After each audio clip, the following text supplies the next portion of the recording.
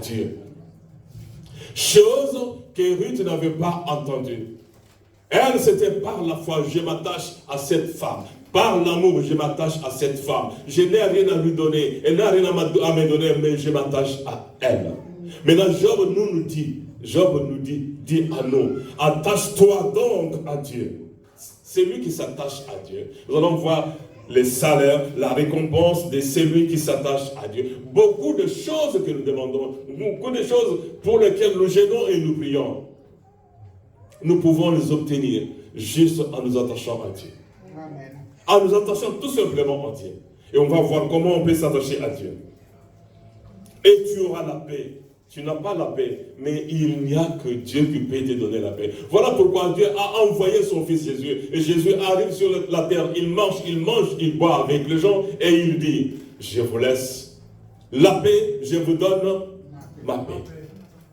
Mais est-ce que tu as la paix que Jésus a laissée? C'est comme la paix de Jésus, c'est comme l'héritage. Est-ce que tu as cet héritage de Jésus-Christ? Est-ce que tu as cet héritage de Jésus-Christ? La paix, pas autre chose, pas l'argent, seulement la paix du cœur. Amen. Tu jouiras ainsi du bonheur. Celui qui s'attache à Dieu aura la paix que Jésus a promise. Il aura le bonheur. Quand on a le bonheur, on a tout. Le bonheur n'est pas dans l'argent. Oui, l'argent, ceux qui ont l'argent ont peut-être le bonheur. Mais parmi ceux qui ont l'argent, il y a beaucoup de malheureux qui regrettent le fait d'avoir l'argent parce qu'on peut le tuer à cause de leur argent. Ils se cachent pour manger, ils se cachent, ils cherchent le garde du corps à gauche et à droite, mais ils n'ont pas la paix. Amen. Tandis que celui qui a la paix de Jésus peut sortir, marcher dans la rue sans même craindre quoi que ce soit. Amen. Tu joueras ainsi du bonheur. Reçois de sa bouche l'instruction. Si tu t'attaches à Dieu, maintenant assis-toi. Comme Marie, il était resté assise au pied de Jésus-Christ. On nous a prêché la fois passée. Il y a des gens qui sont présents à l'église, mais qui ne sont pas présents devant Dieu. Est-ce que tu es présent devant Dieu ou bien tu es présent à l'église? À toi de voir. Reçois de sa bouche l'instruction et mets dans ton cœur ses paroles. Tu seras rétabli si tu reviens au Tout-Puissant. Je ne sais pas ce que tu as perdu. Regarde maintenant en toi-même, qu'est-ce que tu as perdu? Qu'est-ce que ton mari a perdu? Qu'est-ce que ta femme a perdu? Qu'est-ce que tes enfants ont perdu?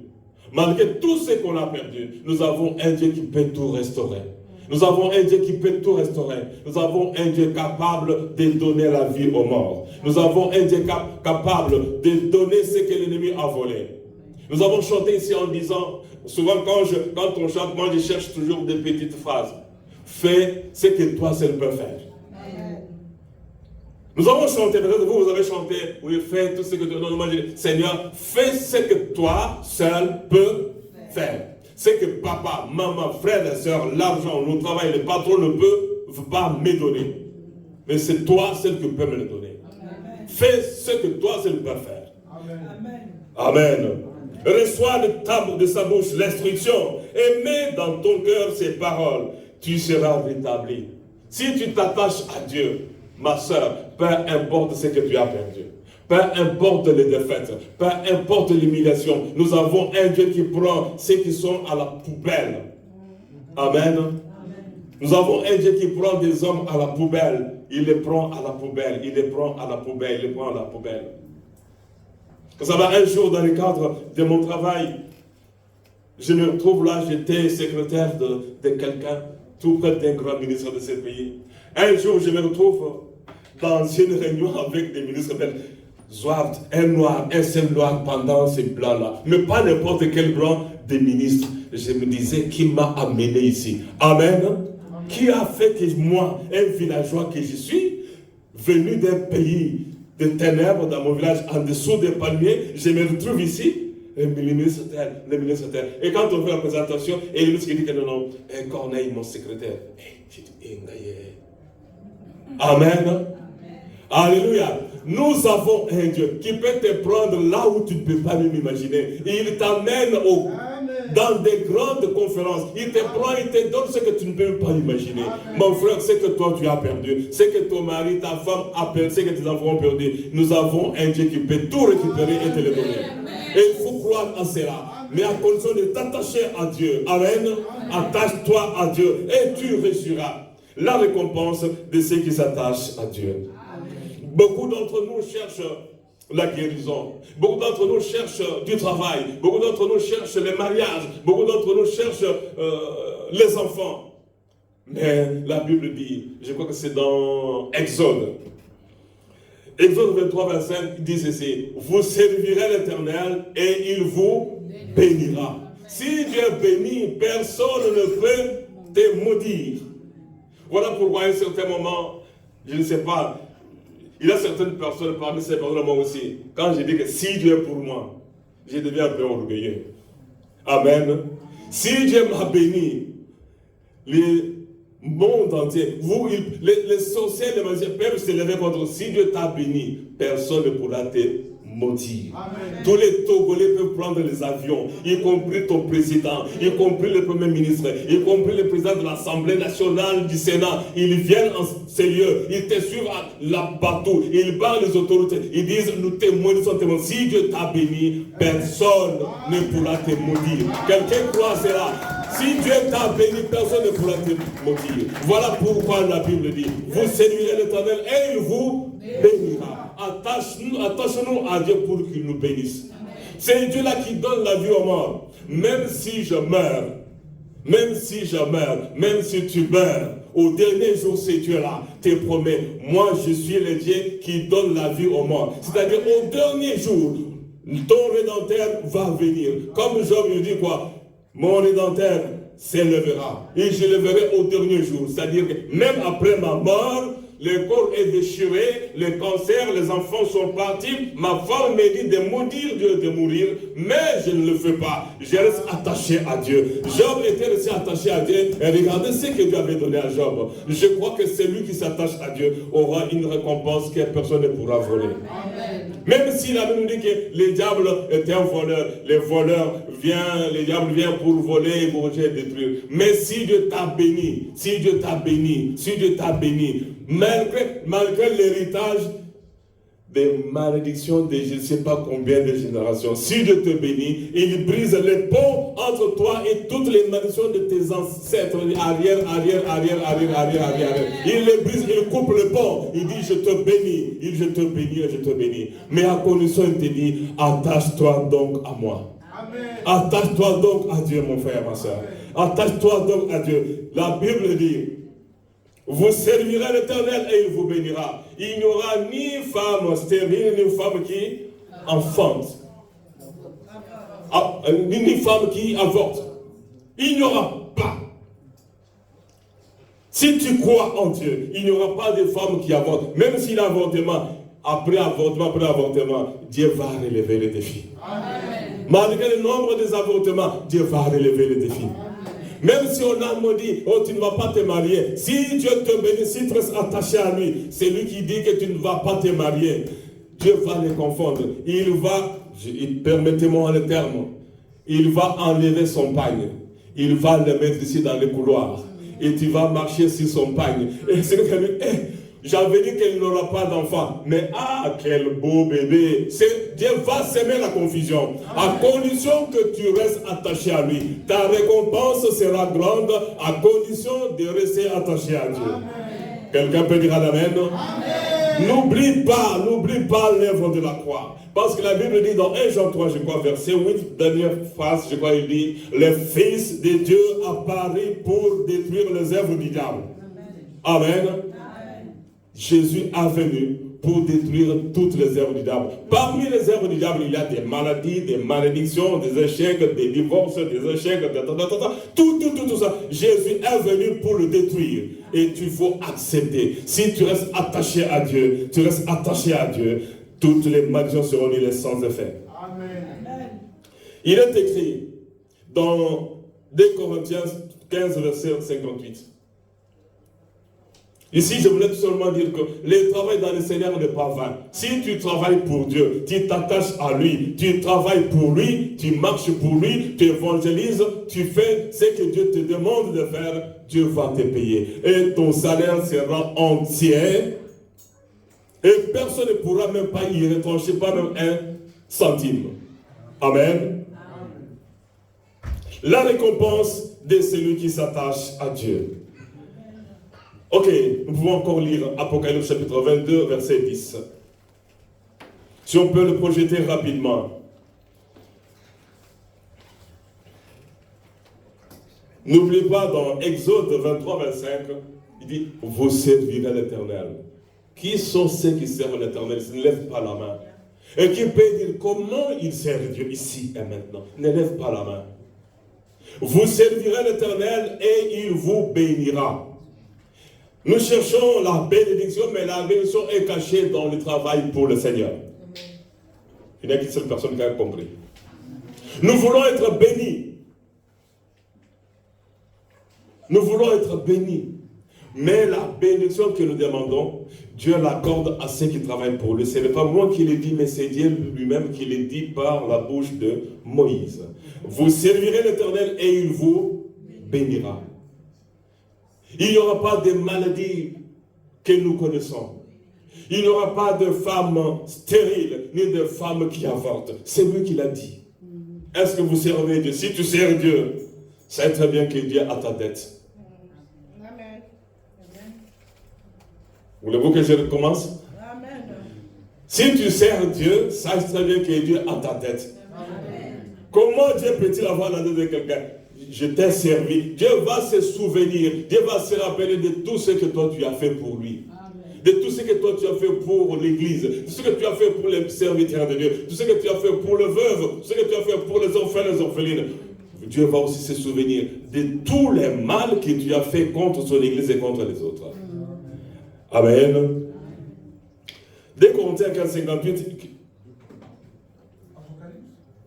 Ah oui, ça va. Apocalypse 22, verset 10. Et il me dit, ne scelle point les paroles de la prophétie de ces livres, car le temps est proche. Le temps est proche où tu vas voir la différence entre toi qui sert Dieu, entre toi qui reste attaché à Dieu et ceux qui sont partis. Que celui qui est injuste, voilà, soit encore injuste. Vous allez voir les conséquences de ceux qui sont injustes. Les conséquences des traîtres, les conséquences de ceux qui font du mal aux autres. Que celui qui fait du mal aux autres continue toujours à le faire. Mais vous allez voir ce qui va lui arriver. Amen. Amen. Vous allez voir ce qui va lui arriver. Que celui qui est injuste soit encore injuste. Que celui qui est essuyé s'essuie encore. Oui, dis, tu veux t'essuyer? Bon, il te laisse t'essuyer. Tu veux faire n'importe quoi? Bon, fais n'importe quoi. Continue dans tes bêtises. Dieu te laisse t'essuyer encore. Mais Jésus te dit, arrête de t'essuyer. Arrête d'essuyer ton corps. Arrête d'essuyer ton âme. S'essuie encore. Et que les justes pratiquent encore la justice. Si tu es juste, si tu fais du bien, continue encore à faire du bien, ne te fatigue pas. Ah non, ça fait longtemps, j'ai donné, j'ai gêné, j'ai fait, mais je n'ai rien. Mais non, tu auras quelque chose que personne d'autre ne peut avoir. Il n'y a que Dieu qui peut te donner ce que quelqu'un d'autre ne peut te donner. Et personne ne peut te donner quelque chose si ça ne vient pas du ciel. Personne. On ne reçoit que ce qui vient du ciel. Si tu vois quelqu'un te bénir, ça te vient que c'est lui qui lui a dit, va bénir pour moi cette personne. Alléluia.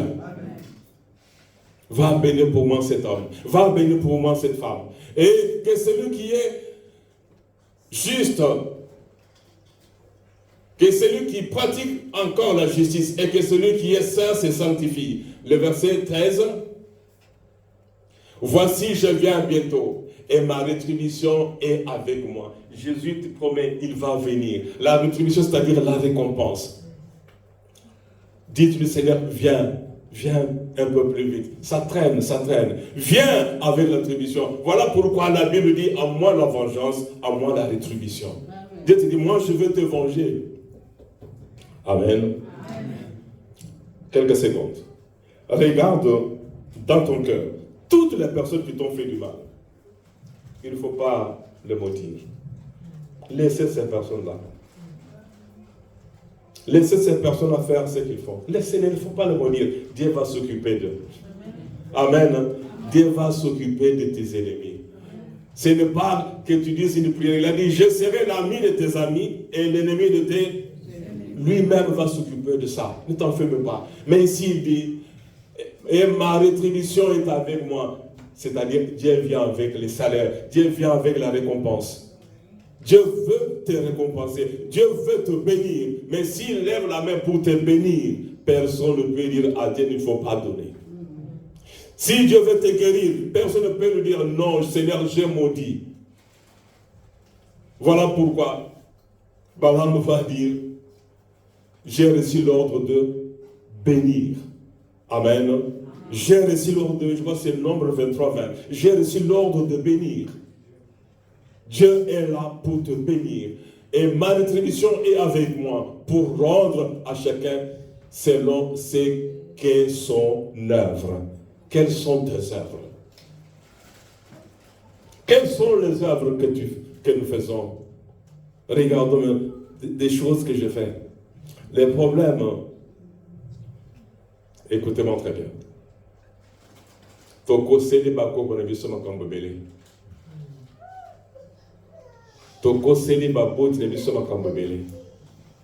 Nous avons calomnié nos parents, nos arrière-grands-parents. Si je souffre, c'est parce que. Non. Certaines malédictions nous arrivent à cause de ce que nous faisons aujourd'hui. Tu es responsable de ce qui va arriver à tes enfants dans les années à venir. Arrête. Arrête. Arrête. Arrête. Arrête. À chacun selon ce qu'est son œuvre. Nos œuvres d'aujourd'hui peuvent nous éloigner de la bénédiction de Dieu. Je m'approche de la fin et je vais terminer en disant ceci. Dieu vient pour récompenser. Et il va te récompenser.